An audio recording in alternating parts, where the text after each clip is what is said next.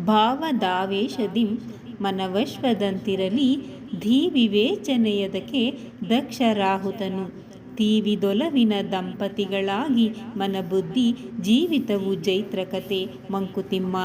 ಭಾವದ ಆವೇಶದಲ್ಲಿ ಮನಸ್ಸು ಕುದುರೆಯಂತಿರಲಿ, ನಮ್ಮ ಬುದ್ಧಿ ಮತ್ತು ವಿವೇಕಗಳು ದಕ್ಷತೆಯ ಸವಾರನಾಗಲಿ. ಮನಸ್ಸು ಬುದ್ಧಿಗಳು ಒಲವಿನ ದಂಪತಿಗಳಂತಿದ್ದರೆ ನಮ್ಮ ಬದುಕೇ ಯಶಸ್ಸಿನ ಕಥೆಯಾಗುತ್ತದೆ ಎನ್ನುತ್ತಾರೆ ಮಾನ್ಯ ಗುಂಡಪ್ಪನವರು ಈ ಕಗ್ಗದಲ್ಲಿ. ನಮ್ಮ ಮನಸ್ಸು ಸಾವಿರಾರು ಭಾವಗಳ ಆಗರ, ಸಮುದ್ರದ ಅಲೆಗಳಂತೆ. ಈ ಭಾವಗಳು ಕ್ಷಣ ಕ್ಷಣಕ್ಕೆ ಮೇಲೆ ಬರುತ್ತವೆ ಮತ್ತೆ ಇಳಿಯುತ್ತವೆ. ಎಷ್ಟೋ ಭಾವಗಳ ಏರಿಳಿತಗಳಿಗೆ ಕಾರಣ ನಮಗೆ ಅರ್ಥವೇ ಆಗುವುದಿಲ್ಲ. ಈ ಭಾವಗಳ ಆವೇಶದಿಂದ ಮನಸ್ಸು ವಿಚಲಿತವಾಗಿ ಕುಣಿಯುತ್ತದೆ.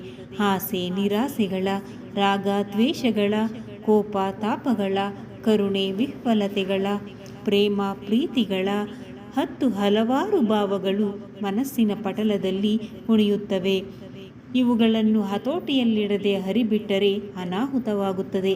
ಹಾಗಾಗಿ ನಮ್ಮ ಬುದ್ಧಿ ಮತ್ತು ವಿವೇಕ ಈ ಮನಸ್ಸಿನಲ್ಲಿ ಕುಣಿಯುವ ಭಾವನೆಗಳ ಕುದುರೆಗೆ ದಕ್ಷತೆಯ ಸವಾರನಂತಾಗಬೇಕು ಎನ್ನುತ್ತಾರೆ ಡಿ ವಿ ಜಿಯವರು.